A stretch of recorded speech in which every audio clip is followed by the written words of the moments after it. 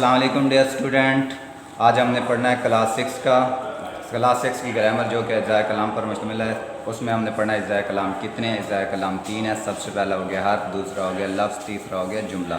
सबसे पहले हमने पढ़ना है हर्फ। इंसान के मुँह से निकलने वाली हर आवाज़ को ज़ाहिर करने के लिए जो अलामात या इशारे लिखे जाते हैं उन्हें हर्फ कहते हैं। सबसे पहले वो क्या कहता है, यानी कि इंसान के मुंह से जो भी आवाज़ निकलती है उनको ज़हर करने के लिए जो अलामत या इशारा यूज़ किया जाता है उसे हर्फ कहते हैं। हर्फ कहते हैं जिन हरूफ से मिलकर कोई ज़बान बनती है उन्हें हरूफ तहज्जी कहते हैं। इसका मतलब यह है, वो ये कहना चाहता है यानी कि हरूफ से मिलकर हरूफ तहज्जी बनती है। हरूफ से मिलकर हरूफ तहज्जी बनती है। दूसरे नंबर पे आता है लफ्ज़। लफ्ज़ में हमने पढ़ना है दो या दो से ज़्यादा हरूफ को ख़ास तरतीब से मिलाकर लफ्ज़ बनता है, यानी कि दो या दो से ज़्यादा हरूफ हों तो उनको एक ख़ास तरतीब के साथ मिलाएं तो क्या बनता है, लफ्ज़ बनता है। दो ऐसे अल्फाज उठा लें और उनको ख़ास तरतीब के साथ मिलाएं, यानी कि उसका कोई ना कोई मायनी वाज़े हो जाए, उसे लफ्ज़ कहते हैं। मिसाल के तौर पर अलिफ हो गया,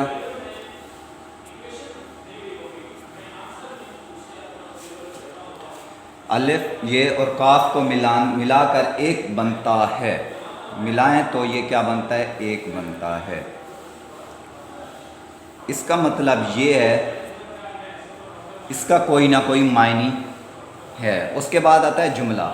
जुमले के बारे में हमने पढ़ना है। जुमला क्या चीज़ है, अल्फाज को इस तरह मिलाया जाए कि उनसे कोई ना कोई मतलब निकलता हो, यानी कि दो या दो से ज़्यादा अल्फाज को इस तरह मिलाएं कि उनसे कोई ना कोई मतलब वाज़े हो जाए तो उसे क्या कहते हैं, जुमला कहते हैं।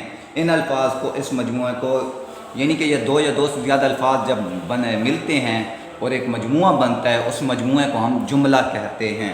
मिसाल के तौर पर अल्लाह एक है।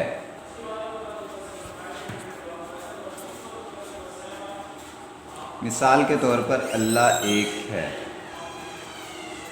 यानी कि ये तीन वर्ड का, तीन लफ्ज़ों का एक मजमूआ बना है जिसे हम जुमला कहते हैं। उसके बाद आता है इस्म की इक़साम।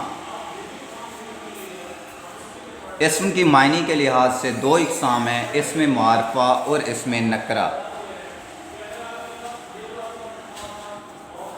Number 1 इस्म मारफा, number 2 इस्म नकरा। इस्म मारफा ऐसा इस्म होता है जो ख़ास चीज़ को ज़ाहिर करने, ख़ास शख्स, ख़ास जगह या ख़ास चीज़ के नाम को ज़ाहिर करता है, उसे इस्म मारफा कहते हैं। मिसाल के तौर पर क़ायद आज़म हो गया, बादशाही मस्जिद हो गई, और ख़ास चीज़ यानी कि कुरान मजीद हो गया। उसके बाद इस्म नकरा। इस्म नकरा उस चीज़ को कहते हैं जो आम शख्स, आम चीज़ या आम जगह के लिए इस्तेमाल किया जाए, जैसा कि लड़का। इसमें क्या आ जाता है, मिसाल के तौर पर क़ायद आज़म, बादशाही मस्जिद और कुरान मजीद। और इस्म नकरा में आता है यानी कि वो इस्म जो किसी आम शख्स, आम जगह या आम चीज़ के लिए इस्तेमाल किया जाए उसे बोलते हैं इस्म नकरा। मिसाल के तौर पर